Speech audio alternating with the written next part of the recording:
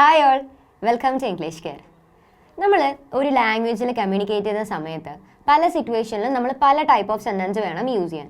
ചില സമയങ്ങളിൽ നമ്മൾ സിമ്പിൾ പ്രസൻറ്റ്, അല്ലെങ്കിൽ സിമ്പിൾ പാസ്റ്റ്, അല്ലെങ്കിൽ സിമ്പിൾ ഫ്യൂച്ചർ, അല്ലെങ്കിൽ ഫ്യൂച്ചർ പെർഫെക്റ്റ്, അങ്ങനെ ഡിഫറെൻറ്റ് ടൈപ്പ് ഓഫ് സെൻറ്റൻസ് ഉണ്ടല്ലേ.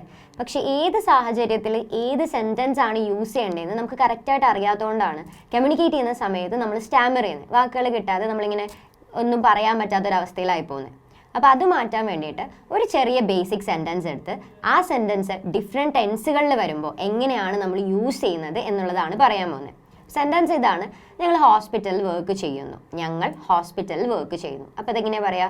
V work in the hospital. ഞങ്ങൾ വർക്ക് ചെയ്യുന്നത് ഇന്നൊരു പെർട്ടിക്കുലർ ഹോസ്പിറ്റലാണെന്ന് പറയാം. അപ്പോൾ ഈ we work in the hospital എന്നുള്ള സെൻറ്റൻസ് നോക്കിയാൽ അത് സിമ്പിൾ പ്രസൻറ്റ് ടെൻസ് ആണ്. അതായത് ഒരു ഹാബിച്വൽ ആക്ഷൻ അല്ലെങ്കിൽ ഒരു റെഗുലർ ആക്ഷന് പറയാൻ വേണ്ടിയിട്ട് നമ്മൾ എന്നും ചെയ്യുന്ന ഒരു കാര്യം പറയാനൊക്കെ നമുക്ക് എന്ത് ചെയ്യാം? ഈ സിമ്പിൾ പ്രസൻറ്റ് ടെൻസ് യൂസ് ചെയ്യാം. അപ്പോൾ നമുക്ക് എങ്ങനെ പറയാം? We work in the hospital. ഇനിയിപ്പോൾ നമ്മൾ ഹോസ്പിറ്റലിൽ വർക്ക് ചെയ്തു, അതായത് വർക്ക് ചെയ്ത് കഴിഞ്ഞു. നമ്മളൊരു പെർട്ടിക്കുലർ ഇൻസ്റ്റിറ്റ്യൂട്ട് നമ്മൾ വർക്ക് ചെയ്ത് കഴിഞ്ഞു. അപ്പോൾ അതെന്തായി? പാസ്റ്റ് ടെൻസ് ആയി. പാസ്റ്റിലെ കാര്യം അല്ലെങ്കിൽ ഒരു ആക്ഷൻ കംപ്ലീറ്റ് ചെയ്ത് കഴിഞ്ഞാൽ നമുക്ക് സിമ്പിൾ പാസ്റ്റ് ടെൻസ് യൂസ് ചെയ്ത് പറയാം. അപ്പോൾ എങ്ങനെ പറയും? We worked in the hospital. We worked in the hospital എന്ന് പറഞ്ഞാൽ ഞങ്ങൾ ഹോസ്പിറ്റലിൽ വർക്ക് ചെയ്തു, അതായത് നമ്മൾ ചെയ്ത് കഴിഞ്ഞു. പാസ്റ്റിൽ ആക്ഷനാണ് പറയുന്നത്. ഇനിയിപ്പോൾ നമ്മൾ കറൻ്റ്ലി ഹോസ്പിറ്റലിൽ വർക്ക് ചെയ്തുകൊണ്ടിരിക്കുകയാണ്. ഇപ്പോൾ ഒരാൾ നമ്മൾ വിളിച്ചു, എവിടെയാണെന്ന് വെച്ചാൽ ഞങ്ങൾ ഹോസ്പിറ്റലിൽ വർക്ക് ചെയ്തുകൊണ്ടിരിക്കുകയാണ് എന്ന് പറഞ്ഞാൽ നമ്മൾ ആ പറയുന്ന സമയത്ത് ആ ആക്ഷൻ കണ്ടിന്യൂസ് ആയിട്ട് ചെയ്തുകൊണ്ടിരിക്കുകയാണ്. അപ്പോൾ അത് ഏത് ടെൻസിലായിരിക്കും വരിക? അത് വരുന്നത് പ്രസൻറ്റ് കണ്ടിന്യൂസ് ടെൻസിലാണ്. നമ്മളിപ്പോൾ കറൻ്റ്ലി ഒരു ഹോസ്പിറ്റലിൽ വർക്ക് ചെയ്തുകൊണ്ടിരിക്കുകയാണ്, അതായത് നമ്മൾ കണ്ടിന്യൂസ് ആയിട്ട് ഒരു കാര്യം ചെയ്തുകൊണ്ടിരിക്കുകയാണെങ്കിൽ നമുക്ക് എന്ത് ചെയ്യാം? പ്രസൻറ്റ് കണ്ടിന്യൂസ് ടെൻസ് യൂസ് ചെയ്ത് പറയാം. അപ്പോൾ നമ്മൾ എങ്ങനെ പറയും? We are working in the hospital. ഞങ്ങളിപ്പോൾ ഹോസ്പിറ്റലിൽ വർക്ക് ചെയ്യാണ് എന്ന് പറയാൻ വേണ്ടിയിട്ട് we are working in the hospital എന്ന് പറയാം. ഇനിയിപ്പോൾ നമ്മൾ ഹോസ്പിറ്റലിൽ മുമ്പ് വർക്ക് ചെയ്തിട്ടുണ്ട്, കുറച്ച് മുമ്പ് നമ്മൾ വർക്ക് ചെയ്തിട്ടുണ്ട്. അതെങ്ങനെയാണ് പറയുക? V had worked in the hospital. അത് ഈ ഒരു സിറ്റുവേഷനിൽ നമ്മൾ ശ്രദ്ധിക്കേണ്ട കാര്യം എന്താണെന്ന് വെച്ചാൽ നമ്മൾ രണ്ട് കാര്യങ്ങൾ പറയുമ്പോൾ വേണം ഈ ഹാഡ് യൂസ് ചെയ്ത് പറയാൻ. അതായത് ഇപ്പോൾ ഹോസ്പിറ്റലിൽ ഞങ്ങളിപ്പോൾ പുതിയ സിറ്റിയിലേക്ക് മാറുന്നതിന് മുമ്പ് ഞങ്ങൾ ഹോസ്പിറ്റലിൽ വർക്ക് ചെയ്തിട്ടുണ്ട്. അതായത് നമ്മൾ പുതിയൊരു കാര്യം ചെയ്തു, രണ്ട് ആക്ഷൻസ് പാസ്റ്റിൽ നടന്നു. അപ്പോൾ ആദ്യം നടന്ന ആക്ഷൻ്റെ കൂടെ എന്ത് ചെയ്യണം? നമ്മൾ ഹാഡ് പറയണം. രണ്ടാമത്തെ action just second form of the verb use ചെയ്ത് പറഞ്ഞാൽ മതി. We had worked in the hospital before relocating to new city. പുതിയ സിറ്റിയിലേക്ക് റീലൊക്കേറ്റ് ചെയ്യുന്നതിന് മുമ്പ് ഞങ്ങൾ എന്ത് ചെയ്തിട്ടുണ്ട്? ഇവിടെ ഹോസ്പിറ്റലിൽ വർക്ക് ചെയ്തിട്ടുണ്ട്.